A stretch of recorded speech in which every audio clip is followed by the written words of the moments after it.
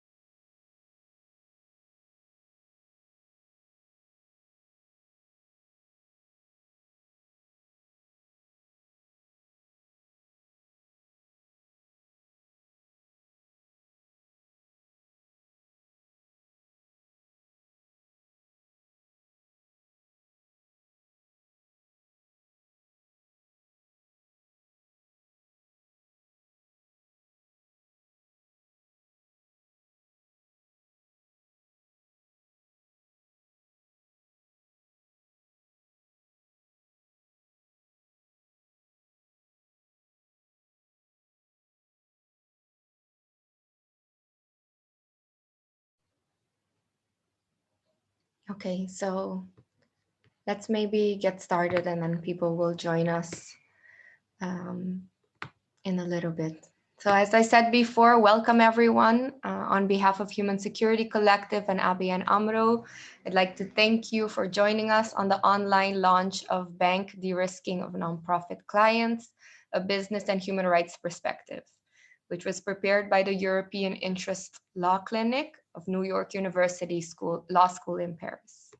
So please feel free to use the question and answer box throughout the session, and we will get to all of your questions in the end. As you can see, we are recording the session, though all the questions from the Q&A will be discussed anonymously, so still feel free to engage. And after the session, we will email you the report on the email you registered with, and you will also be able to find it on the Human Security Collective website and Twitter.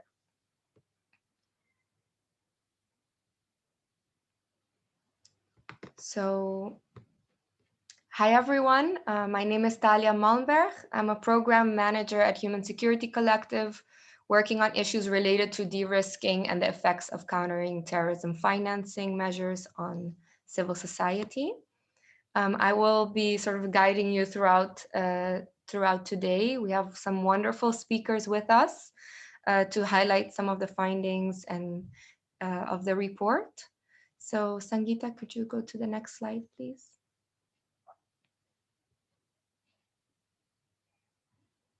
Yeah. So this is the outline of the report of today's session. So basically, I will give a short introduction about de-risking, what it is, in what context we're discussing it. Then we will receive a brief introduction on the research from Lamin Khadar, who runs the Public Interest Law Clinic. And then we will look using two examples at the impact of de-risking on the work of NPOs and their beneficiaries. Then we will have a business and human rights perspective from Ruben Zandvliet from the ABN AMRO. And then we will look at the different ways forward, the different initiatives that are ongoing, and what banks and civil society can do to look for redress on this topic. And then we will have a short Q&A. So for those who are not so familiar with our organization, I'll just give you a short introduction. Human Security Collective is based in The Hague in the Netherlands, and we work to bridge the gap between people and security by involving citizens and communities in decision-making around security. And we work a lot on protecting the operational space of civil society. Human Security Collective is also co-chair of the NPO Coalition on the FATF, which is a network of over 200 NPOs worldwide that work to mitigate the unintended consequences of policies around counterterrorism financing on civil society. Next slide, please.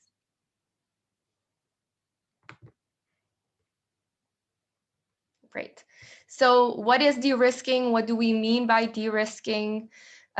Basically, even within banks, there are so many different definitions of de-risking. The one that we're looking at in this report is the one used by the FATF itself, basically defining de-risking as a phenomenon of financial institutions terminating or restricting business relationships with clients or categories of clients to avoid rather than to manage risk in line with the FATF's risk-based approach. So the key there is to avoid risk rather than to manage risk. The US government defines de-risking as instances in which financial institutions seeks to avoid perceived regulatory risk by indiscriminately terminating, restricting, or denying services to broad classes of clients. So that without consideration of mitigation options. So the definition that we're using looks specifically at acts by banks that are deemed overzealous, unnecessary, disproportionate, or maybe even discriminatory. And with this said, it's important to stress that there may definitely be justified reasons for banks to terminate or restrict services to some clients. And the difference sometimes between what is a justified limitation of services and what is de-risking can be difficult to distinguish in some cases. And this report does not necessarily aim to engage in a discussion about these definitions. Rather, it's urging banks to examine questions around access to financial services for MPOs through a human rights lens. So the way that we approach this topic is that it is complementary to the compliance perspective. And yeah, that's how we see de-risking. So some examples of de-risking, and we have many in this report. So this is sort of a snapshot of some that we highlight. So basically, we categorize it in 3 categories when you're opening a bank account, actually using the bank account, and the ending or the termination of the banking relationship.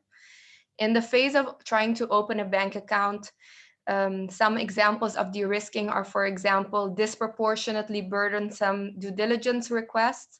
So for example, when the MPO is very small and may not have resources to effectively comply with all of the due diligence requests, at times, especially when it's intended to discourage the possible client.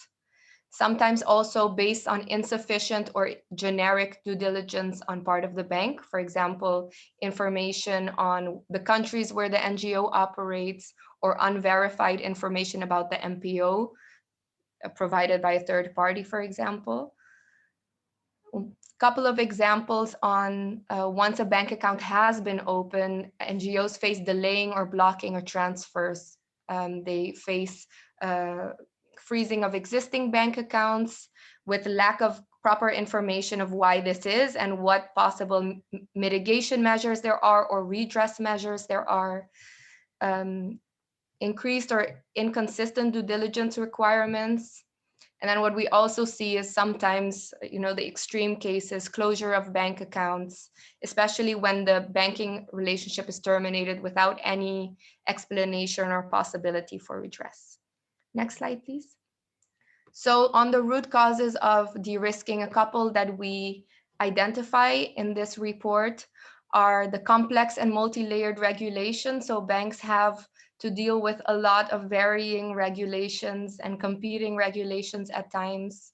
They have to deal with policy from the FATF, UN Security Council, EU, also national governments, and sanctions regimes as well. And initially, the FATF labeled MPOs as being particularly vulnerable for terrorism financing. This has been changed in 2016. But we do see that this effect does persist of NGOs being seen as being particularly vulnerable and thus needing more due diligence measures.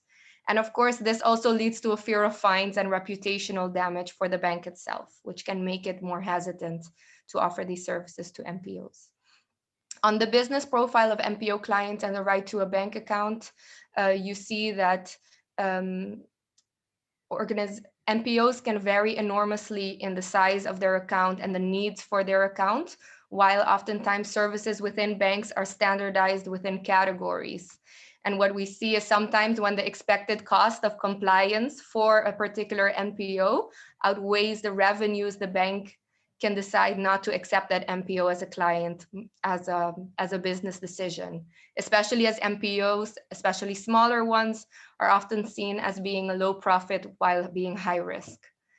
There's also a side of knowledge and capacity at the MPO level and at the bank level. And at the bank level, we look at basically how larger and smaller organizations have different types of access to a relationship manager.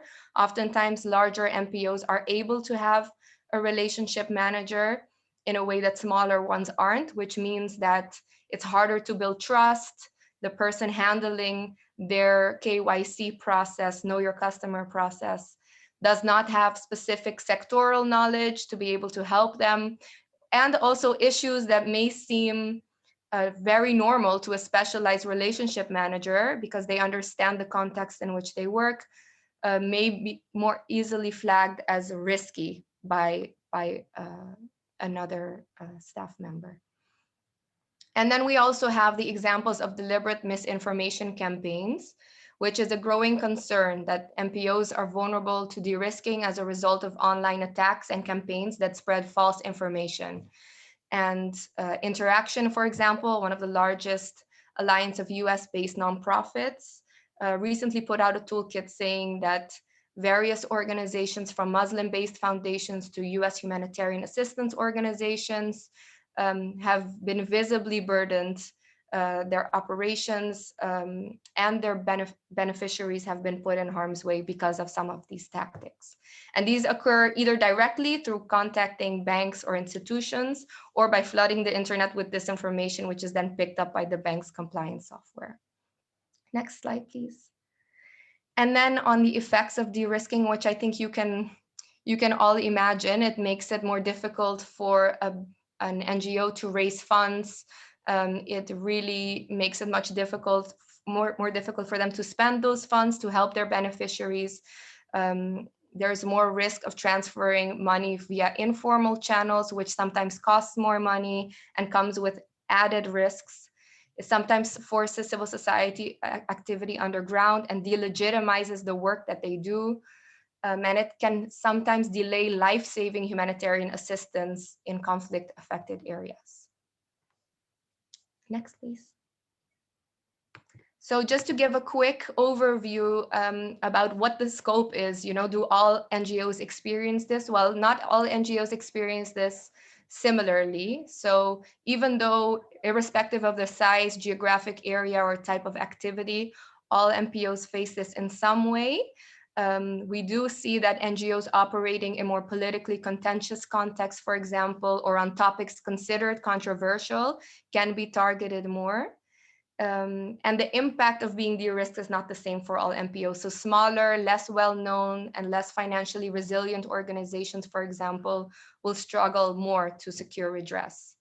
And here you see a couple of examples of research that has been done in terms of, what is the scope of this issue. So 2/3 of all MPOs working abroad in one research were facing financial difficulties, 79% of charities in the UK, and then 29 of those surveyed in Kosovo.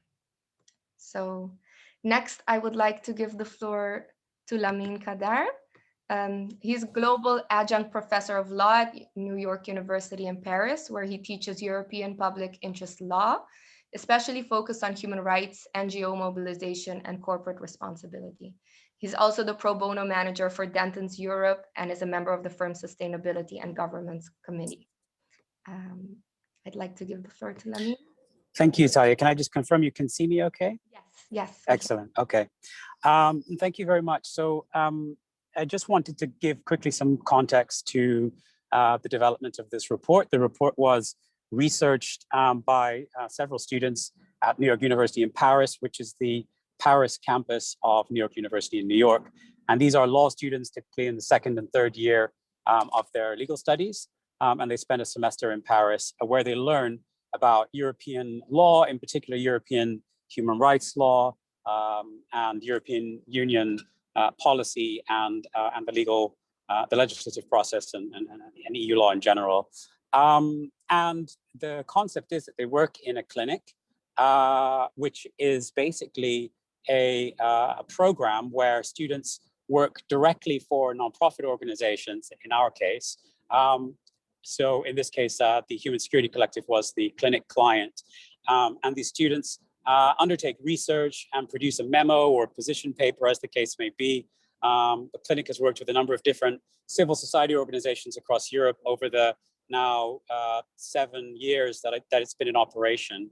And so in this case, we were working together with the Human Security Collective and also with ABN AMRO as a key supporting partner in the research process. And the students undertook research into this topic of de-risking. Now, the objective of the report really was to, at a very high level, address 2 questions. One, what are the sort of human rights, if you're looking from a human rights perspective, through a human rights lens, what are the human rights impacts, adverse impacts on nonprofit organizations of de-risking?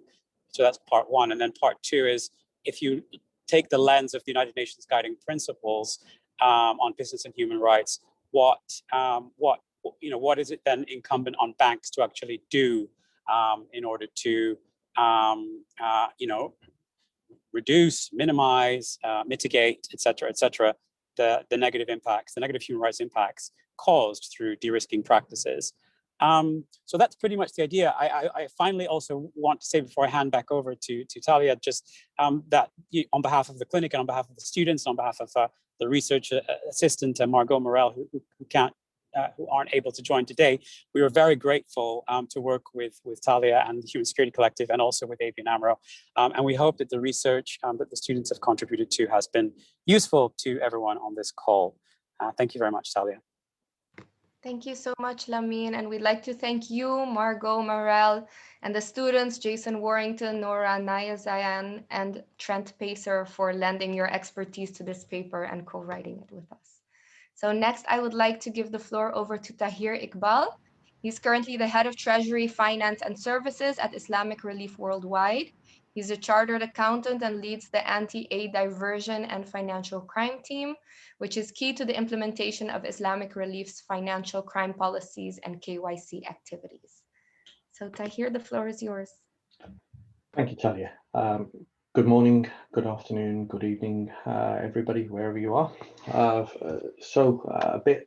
little bit about Islamic Relief Worldwide, first of all. If we can go to the next slide, please. So Islamic Relief Worldwide, it was founded in 1984, so we've been around 37 plus years. We're based in the UK, and that's where the majority of our operations are centered.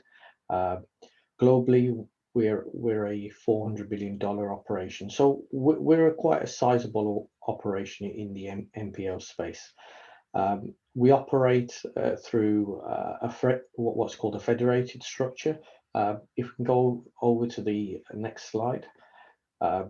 So essentially, this is a very common structure within NPOs, where we, if you like, at the IW headquarter level, we maintain the compliance, the controls, the oversight of the projects, and on one hand, we'll have the fundraising arm of the organization, which are all independent legal setups. And on the other hand, we'll have the implementers. And essentially, this model works well for the banks in particular, because they can see an end-to-end transparency. But I'll come on to why this is an issue further on. So in terms of the organization, we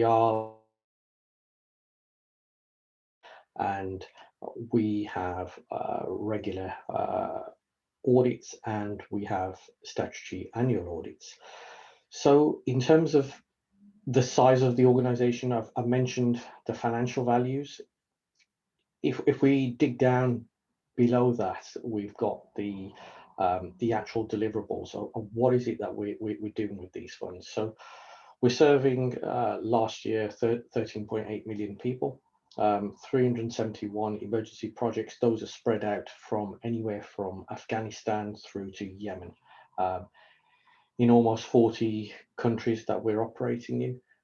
We do a whole host of projects, anything from emergency to developmental aid to COVID programs of late, which is really topical around the world. And I would say these are our key deliverables. But coming on to the next slide, please. So in terms of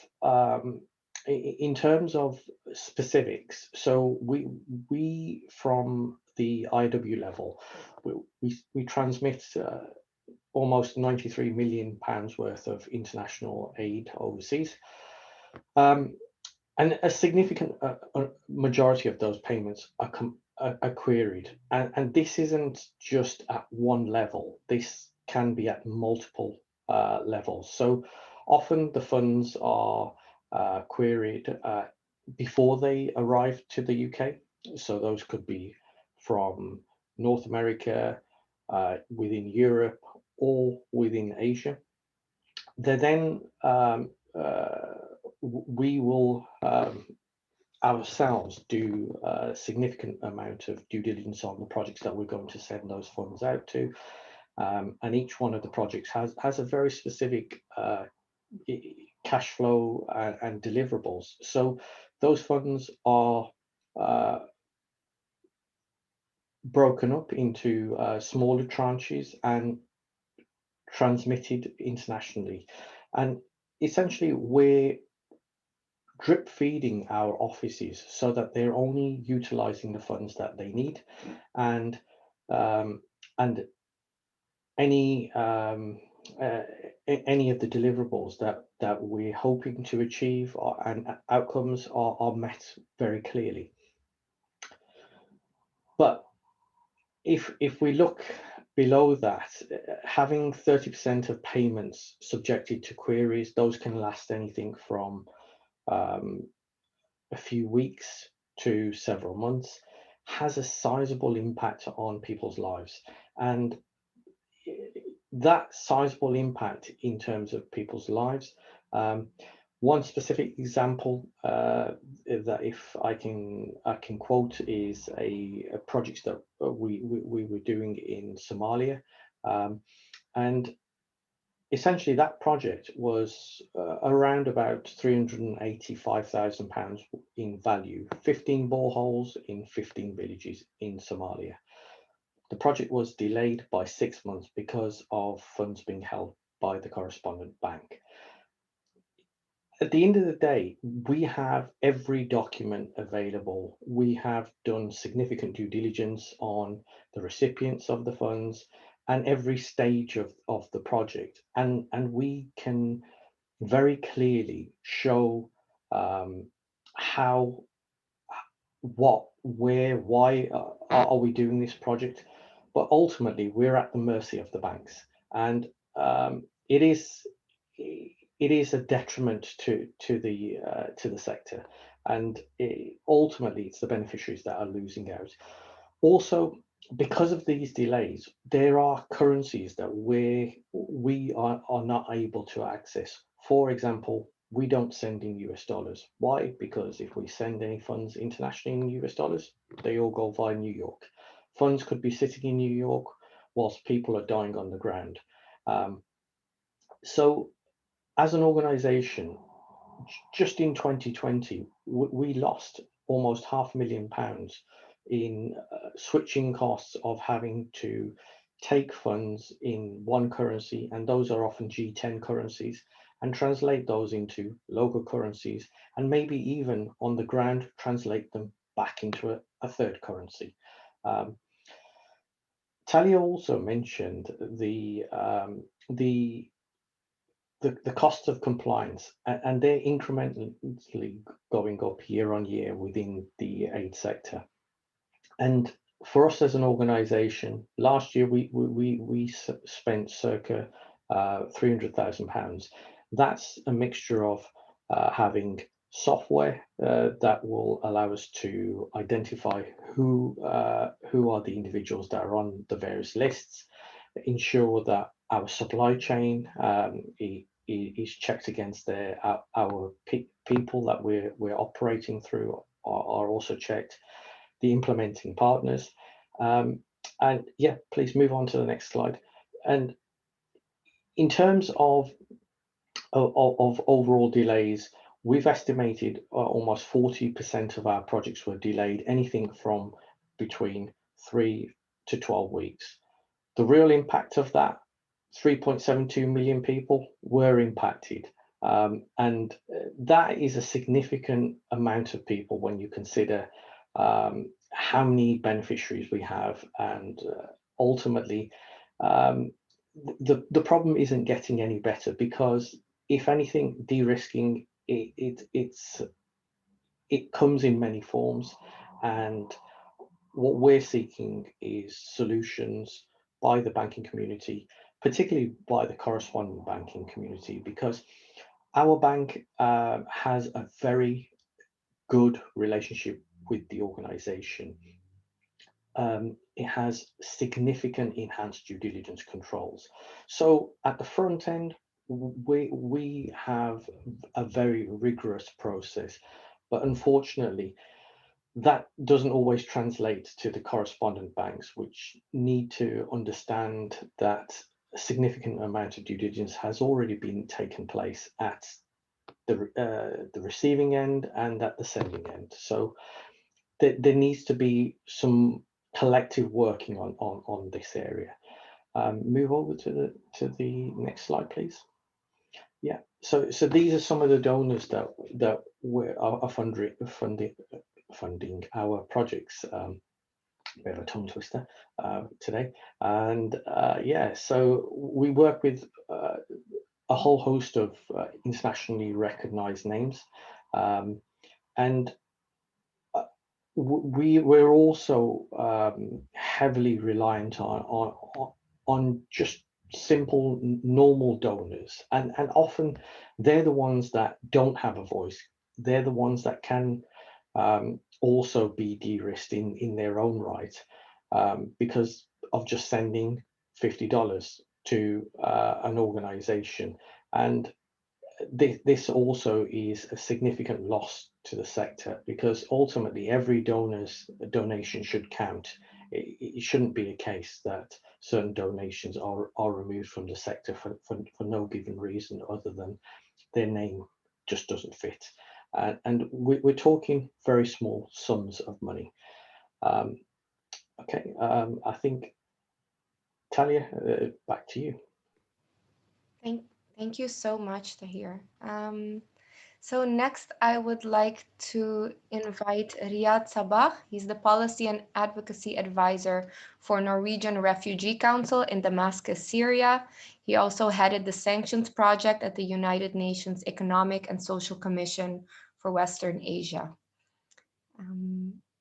Riad, please, the floor is yours. Hi, good morning, good evening, good afternoon to everybody. And thank you, Thalia, for the introduction. And thank you for inviting me to be at this important platform, actually. I'm really thrilled to see, like, now this topic has been opened up with regards to the human, the human rights, which is, I mean, when I started work on the sanctions, I mean, the whole topic was a kind of a taboo. We could not really talk about it, but I'm really happy to have it open now and we can discuss it openly.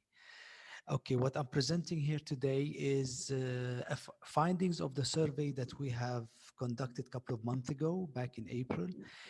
And it's among the DINGOs. DINGOs, it means the Damascus-based INGOs and operating in Syria, which is a platform combined of 26 international organizations, humanitarian organizations, with headquarters spread across 11 different countries in the world. Basically, in 2020, the Damascus-based INGOs delivered humanitarian assistance to over than 7.5 million persons living in Syria, with a combined funding of volume of $179 million.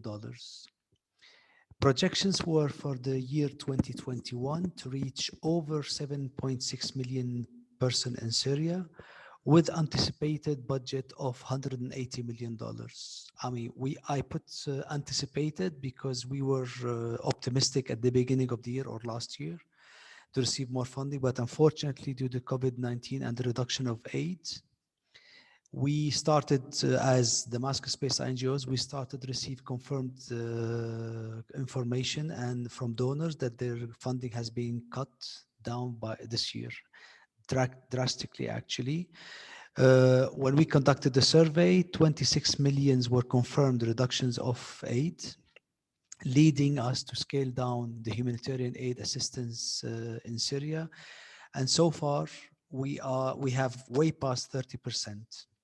And so consequently, we are leaving 2.6 million Syrians who are out of humanitarian aid, who are really urgently needing of this aid. Next slide, please. Today, Damascus-based NGOs are relying on a small number of banks, correspondent banks, and recipient bank and helping bank. Some of them are based in Lebanon, and one is based in Tunisia, who are working now to helping us in receiving the payments. The situation is quite difficult, especially now with the situation in Lebanon is not really optimistic. So we are left with the very limited choices of banks that we can deal with. The situation before 2016 was a little bit or even much better, but the emergence of the counter-terrorist financing legislation, in the increasing sanctions on Syria and the Caesar Act, which was implemented last year, really put us in a very awkward situation. Definitely, we do understand the situation of the international banks that they don't want to deal with Syria because they are facing implications, liabilities, and maybe financial penalties, which is they have been facing and been forced on the certain banks because if they are dealing with some NGOs or the transferring monies into Syria. But the problem is, like, NGOs are left in this situation, and consequently, the beneficiaries are left in a bad situation. Next slide, please. I'm just like going to be presenting quickly some of the findings that have been conducted, that have been found out here. 62% of the Damascus-based NGOs, they said they have, when we conducted the survey back in April, they said they are facing and receiving funding into Syria or have found a solution just in April, but without any confirmation or guarantees that these difficulties won't come back again or won't resurface again in the future. 12% of the respondents, they have said, they have confirmed that the transfers were rejected, directly once they placed the transfers into Syria. Out of the processed ones, 12% were unsuccessful; they were returned. 32% of the transfers were faced very long delays actually, and very severe delays. I mean, imagine delays between 3 to 10 months. So imagine the impact on this on our projects and our beneficiaries. Especially, we are working, operating in a country where the fluctuation of the Syrian lira, the Syrian currency over here, inflation is going up and down like by the minute. So I mean, imagine these kind of consequences that we're facing here. Also, we're even it's really implies some risks on the our staff here and our colleagues here in the operations, because sometimes suppliers, they don't understand that we don't have the money to pay them. So some of our NGOs and colleagues, they faced in certain areas, remote areas, like suppliers, they walked in and threatening them, they want their money, which is sometimes we understand, but we cannot do anything. I mean, we have to pay a supplier, let's say, but a supplier cannot wait for like 3 to 4 months to receive his money. Next slide, please. Okay, 77% indicated that the justification they have received from the banks and the other financial institutions when they asked them about the transfer, they say, well, the only thing we can tell you is the transfers were going to Syria, and the name of Syria was flagged. So that was like the simplest question and the most straightforward questions. 68% of the respondents were requested to provide additional information from the financial institutions in order to proceed with the transfers. I mean, sometimes, you know, the additional informations, it's quite interesting, because sometimes we would receive like sort of information, you know, requests of information, like even as, you know, down to, let's say, the name of the beneficiaries. Like sometimes we distribute wash products, or like hygiene products, or we rebuild schools. I mean, we cannot tell them like, okay, you know, like the name of like Muhammad or Osman or Ahmed or Maria or whatever. I mean, what difference does it make? We don't know actually all the names of our beneficiaries, because we have 7.6 million. 50% had to wait for further the diligence coming from the sending banks, and 45% experienced issues with correspondent banks. And you know, it's quite difficult to communicate directly with the correspondent banks. Compliance capacity, this is another major issue. That's 55% of the NGOs, they have dedicated staff working only on the compliance. 68% have indicated that they have dedicated compliance staff based in their headquarters and regional offices. 24% they said they have received capacities in the US, 16% in Brussels, and 8% in the UK. But the problem here, if you just like press next tab, please. Yes, the cost of the compliance for INGOs based in Syria, which is the 26 of them operating, per year they paid, last year in 2020, they paid $360,000 were spent on the compliance only in the 2020. And 38% they said we are expecting to increase that amount in the 2021. What I'm trying to flag here, like the $360,000 are being spent only on compliance. For us, we can distribute hygiene products for more than 10,000 people here who are in need. Maybe we can build our, let's say, rehabilitate at least 5 schools in remote areas where at least like 5,000 children, they could attend these schools. Or maybe we can dig like sort of 5 to 6 wells as well, like in water wells in certain areas.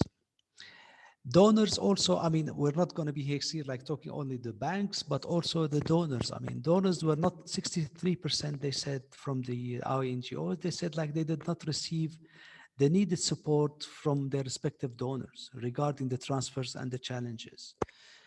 You know, I mean, you know, 21%, they said, okay, 21% have received like aid from ECHO.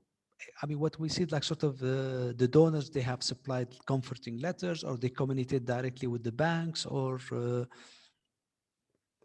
okay. Sorry. Can I go back to last slide? Hello. Yeah. I'm just like sort of what we demand here, what we ask for is like sort of while we are waiting. I mean, we have been always demanding for at least like to have dedicated humanitarian payment banking channels for INGOs operating in Syria. We would like to also to communicate the dialogue, like this kind of a platform here we can participate in, and we'd ask support from the legal services, or maybe like sort of a pro bono or free of charge for INGOs. Also, we would like sort of to receive the continuous support from the donors to our INGOs, at least to provide supporting letters and evidence-based letters and bilateral discussions with the financial institutions as intermediary source of long-term solutions. Which is the long-term solution for us is to have, as I said earlier, a dedicated payment, payment channels for the INGOs operating in Syria, because the situation will not going to be ending soon in Syria. I don't think anything will go back to normal within next year or in a few months. The situation in Syria is deteriorating by the hour, and we need to have a sustainable solution for the INGOs to operate freely in Syria. Thank you very much. Thank you so much, Riad. Really appreciate it. So next, I would like to invite Ruben Zandvliet. He's a business and human rights advisor at ABN AMRO, where he works on the implementation of the UN guiding principles and the bank's human rights reporting efforts. Ruben, the floor is yours. Thanks so much, Thalia. It's a great pleasure to have worked with the Public Interest Clinic of New York Law School Paris on this report. We already mentioned the students. I would also like to thank some business and human rights experts, including Lucas Roorda from Utrecht University, and Ashley Owens from Shift, who have also weighed in on this report and the business and human rights part of it. So this is a complicated issue which banks cannot solve on their own. Solutions may be context or jurisdiction dependent as well. But the major premise of this report is that the business and human rights lens may help banks to take action. So on the next slide, we sort of refer immediately to the UN Guiding Principles on Business and Human Rights. The goal of this report is really to bridge these two perspectives. On the one hand, people within banks who work on compliance functions dedicated to make sure that the bank complies with any money laundering or terrorism finance legislation. But on the other hand, also the responsibility of banks to conduct business in a way that respects human rights. We see that we have many banks in the audience and many people also from both sides, so both compliance and human rights or social impact functions. So for some people, my presentation will contain a lot of new material. For others, it may be quite familiar, but I still would like to invite people who work on business and human rights on a daily basis to start thinking along on how the business and human rights lens can be applied to the issue of de-risking within your organization. So the UN Guiding Principles on Business and Human Rights were endorsed by the UN Human Rights Council back in 2011. They celebrated their 10th anniversary last week, and it basically outlines the expectations of both governments and companies in the domain of business and human rights. So it outlines that there's a state obligation to protect human rights, a corporate responsibility to respect human rights, and there should be access to remedy for victims of adverse human rights impacts. The UN Guiding Principles provide normative guidance. They are not yet legally binding, but this may change soon. In many countries and also at the European level, developments are made to put at least part of the UN Guiding Principles in binding legislation, and this will also apply to banks. So if there weren't already enough good reasons to start thinking about this issue, now would be the time.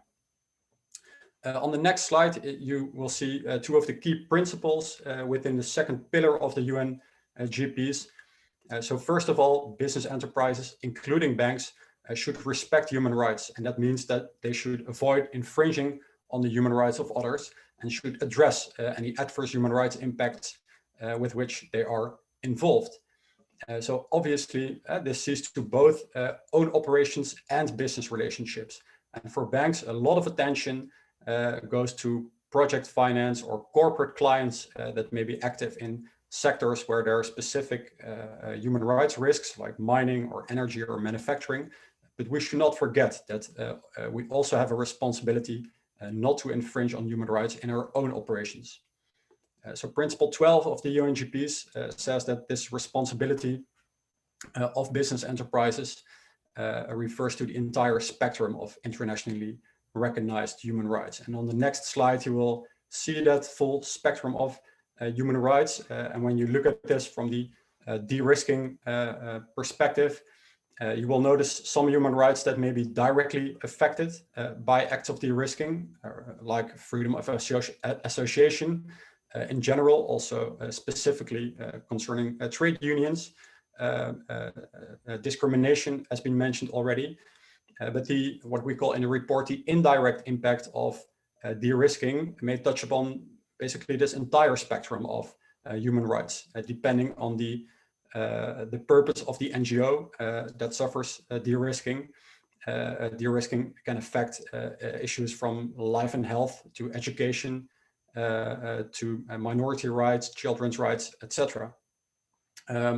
So there has been some research done already to also look at more specific impacts of de-risking. And one of these great reports was also prepared by the Human Security Collective in cooperation with Women Equals Men. And they have researched the impact of measures to counter terrorism finance on Dutch NGOs working on gender equality. So it is also a topic that you can look at through a gender lens. And the report basically concludes that on the one hand, governments invest a lot of money in women's rights organizations as a means to counter terrorism, but on the other hand, women's rights organizations also suffer from de-risking. It's basically a big case of policy incoherence. So on the next slide, you will see the core of the corporate responsibility, and that is that companies, again, including banks, should have a human rights due diligence process in place.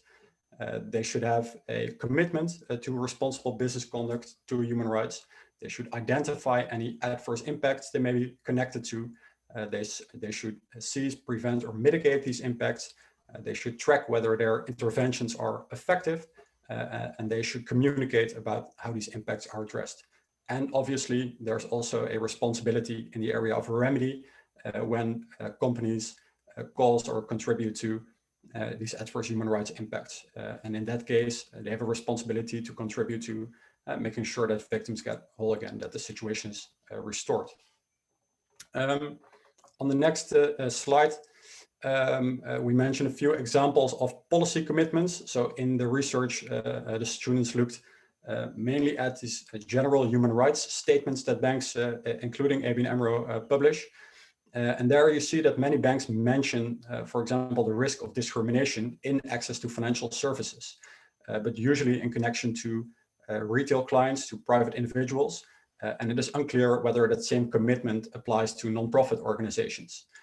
Also, many banks too refer to freedom of association, but usually something as a right for their employees to join a trade union and exercise their right to freedom of association in that way, or as something that they expect their corporate clients to observe. We have not looked at these more operational level anti-money laundering or terrorism finance or other compliance policies. And it would be interesting to also see whether banks are addressing de-risking and the human rights impacts of de-risking in these types of operational policies, which basically guide the compliance process itself within banks. So after having a policy commitment, the next step of the due diligence process is to identify any impacts that the bank may be connected to. And the UN guiding principles say that companies should, of course, respect all rights, but they can prioritize. They can identify their salient human rights risks. And a salient issue is an issue which is particularly at risk due to a company's own operations or business activities. So this is a different perspective than materiality, which looks at issues which may be a risk to the organization itself. The lens of salience really looks at affected stakeholders, in this case, MPOs and their beneficiaries. Next slide, please. So this slide provides a sneak preview in how we have assessed our salient issues within ABN AMRO. We did our first assessment in 2015, in which discrimination was already flagged. And that's also when conversations with the Human Security Collective started. And we started reporting on this topic in our biannual human rights reports. But in 2020, we did a more granular assessment. And we identified that in our role as a service provider, so we distinguish between different roles of the bank as a service provider, as an employer, as a procurer of goods and services, as a lender, and as an investment service provider.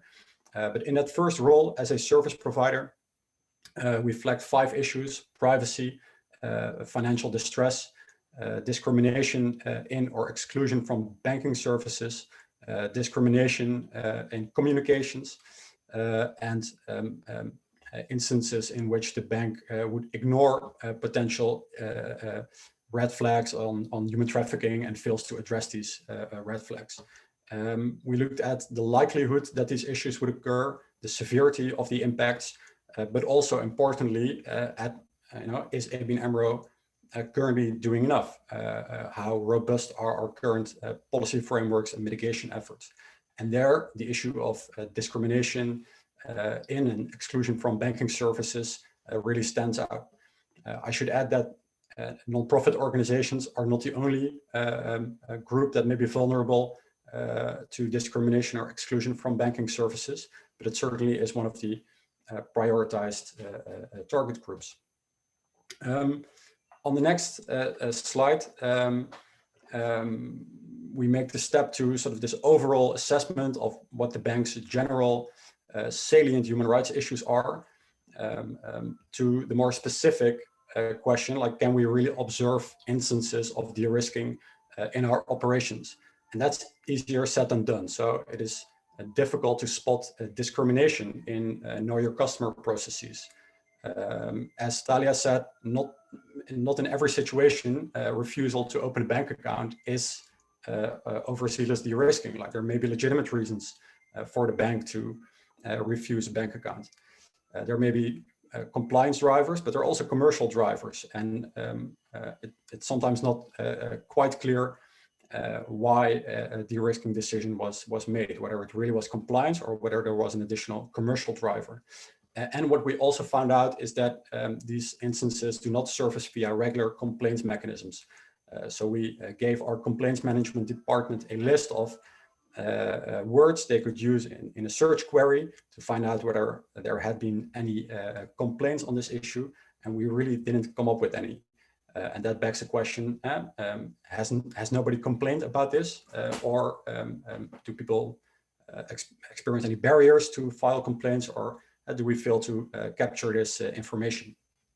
So it is difficult, but on the next slide, we have included our sort of call to action, because banks can really start taking action. And the first step is to organize cross-functional collaboration. So that means collaborate with your compliance colleagues or human rights colleagues, but also account managers, relationship managers for non-profit organizations. So in many cases, ABN AMRO is a market leader in the Netherlands for the non-profit sector, but that's for larger NPOs. Our concern is really with the smaller organizations. But the relationship manager for the larger NGOs really helps us to understand the risks that we face with smaller organizations. So really start assessing whether de-risking may be an issue at your bank, and really stress also the human rights impacts that this may have. Engage with affected stakeholders and other NPOs, so both organizations that may be at risk, but also organizations like Human Security Collective that are involved in advocacy efforts or have relevant research available. Communicate clearly. So an issue that has been mentioned a few times is perhaps a lack of knowledge and understanding at the NPO side. Banks can make an effort to be more transparent towards NPOs about why they ask all these questions, and what the KYC process looks like to also manage expectations. And start including specific triggers in the registration of complaints, so that also provides a basis for information upon which the bank can then build. So I think there's one more slide, but this ends my presentation. I hope you will find the report useful. Also in our own human rights reports, we'll continue to communicate about our assessment of salient issues and also how we address these impacts. Thanks. Wonderful. Thank you so much, Ruben. So lastly, I'd like to go to Leah van Broekhoven, who's the co-founder and executive director of Human Security Collective, and also co-chair of the Global Nonprofit Coalition on the FATF. And she will immediately address a couple also of the questions that have popped up in the Q&A. But if you have any additional questions, please feel free to put them in the Q&A so we can address them afterwards. Leah? Yes, thank you. Thanks a lot, Thalia. Thanks to the previous speakers, and thanks to Thalia, Ruben, Lamin, and the students of the New York University in Paris for this report, which I think is very timely, and thanks to the audience for listening in. I think the policy and legal analysis of the report leads to the conclusion that non-profit organizations have human rights, and therefore they need to be treated as subjects with human rights by banks, and I think the analysis is quite convincing. The distinction between indirect and direct human rights effects due to de-risking illustrates that the civil and political rights of non-profit organizations are often intimately linked to human rights of the people and communities they work for and serve. It would be good to receive feedback about the practical recommendations for bankers given in the report from the bankers present in today's meeting. Would you consider putting these recommendations into practice, and what would you need to do this? This can be done afterwards and emailed to us at Human Security Collective. Now let's go to the timeliness of the report. The report is quite timely because of two current developments which are shown in the slides. The first slide shows the unintended consequences project of the Financial Action Task Force, who most of you know, the global standard setter for anti-money laundering and countering terrorism financing standards. This project of the FATF looks into de-risking of NPOs, money transfer businesses, correspondent banking, financial inclusion of individuals, suppression of NPOs through non-implementation of a risk-based approach, and threats to fundamental human rights stemming from a violation of the FATF standards. Part one of the project, a stock-taking report of trends of these streams, will be discussed this week during the FATF plenary. Some of you from the banking industry may have submitted input to the stock-taking exercise. On behalf of the Global NPO Coalition on the FATF, Human Security Collective, as a co-founder of the coalition, have submitted input on all four streams, clubbing together de-risking of NPOs and financial inclusion, and suppression of NPOs and threats to fundamental human rights. Part two of the project that will focus on solutions to address these unintended consequences will benefit greatly from the report that is launched today, as it motivates us as a global coalition to discuss with the FATF the connection between threats to fundamental human rights and suppression of NPOs with de-risking of NPOs, and use the findings of the report for practical guidance on how banks can balance anti-money laundering and terrorism findings and requirements and their responsibility to respect human rights under the UN guiding principles. During part two, we as NPOs can seek collaboration with the banking industry and bank regulators representatives to the FATF, Private Sector Consultative Forum, to design solutions together using the findings of the report. Second slide, please. The report mentions the importance of internal and external communication. It showcases a number of stakeholder dialogues that are ongoing or have taken place, and the importance of all relevant stakeholders, NPOs, banks, donor governments, regulators, and supervisors to take responsibility for solving financial access restrictions experienced by NPOs. The report focuses first and foremost on improving bank practices to prevent avoidable de-risking of NPOs, which is a topic that could be taken up by ongoing stakeholder dialogues. For those of us on the event today that are not familiar with the stakeholder dialogue or roundtable to address de-risking, a soon-to-be-released report prepared by the Global Center for Cooperative Security for the Global Counterterrorism Forum provides good practices and lessons learned from roundtables in the UK, the Netherlands, the US, facilitated by the World Bank and ACAMS, France, and the Swiss government together with the European Union. I think that Ruben and Thalia would agree that the report we are launching today could not have been produced without the Dutch and international roundtables that were co-convened by the Netherlands Finance Ministry, our organization, and the World Bank.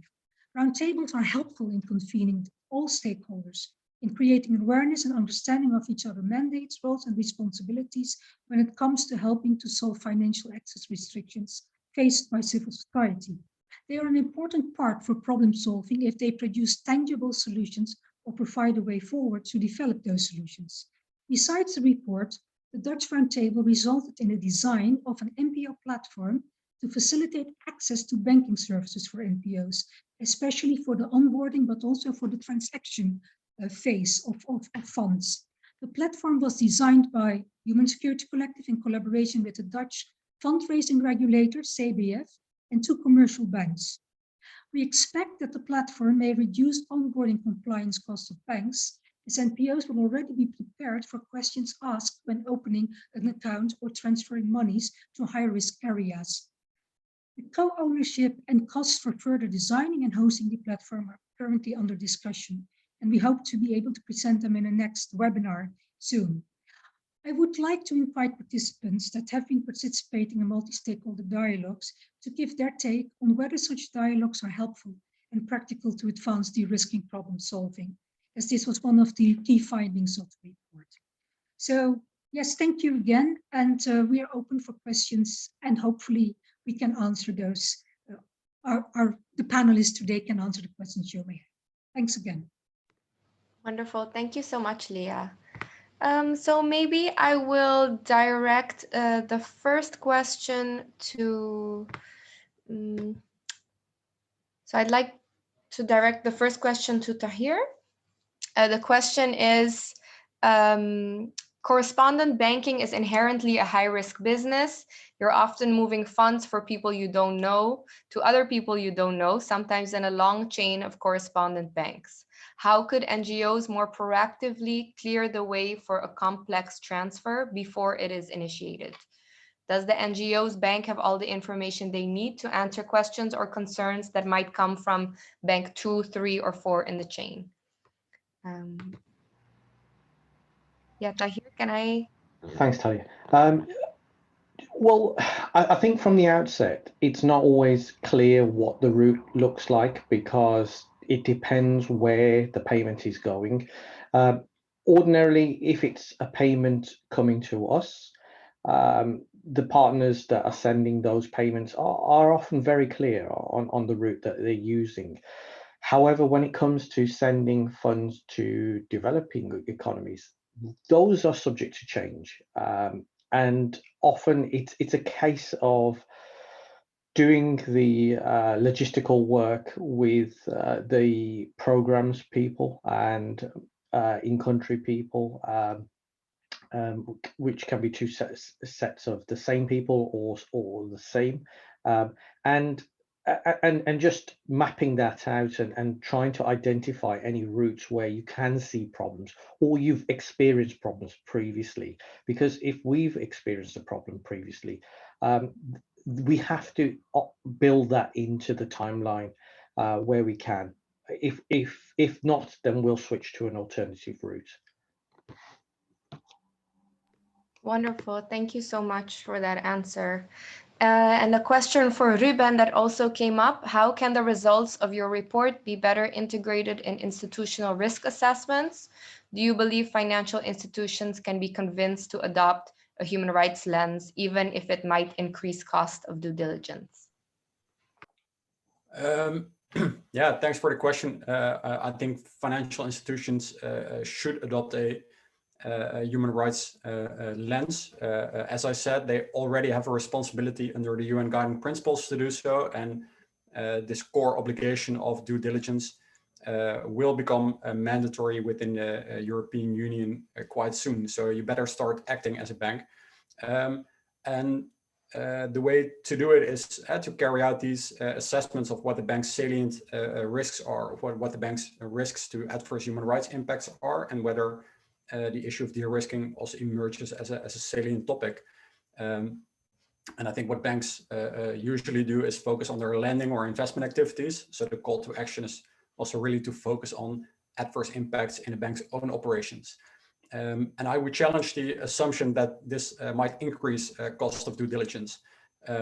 So what we've seen is that if communications between banks and NPO improves, that can actually save a lot of compliance costs because we don't have to pick up the phone 10 times to ask for additional information. If we leverage more the expertise of our dedicated relationship managers, who really have deep sectoral knowledge and will know, the particularities of a sector and may know how to mitigate certain risks. If you leverage that for the smaller NGOs, these processes can become much more efficient. So I would say that if you do this well, this can really be a cost-saving exercise as well, including the enhanced sort of reputation you get in the sector and the ability as a bank to service NGOs which have a real impact on society in many countries. Thank you so much. And thank you to everybody for joining us today. We really appreciate you taking your time to be with us. In the chat, we've put the link to the report, which is now live. And you can also find it on our website, placed here, and on our Twitter in a couple of minutes. And we will also be emailing it to you if you've registered. So thank you again to all speakers and to everybody who joined us. Have a wonderful evening.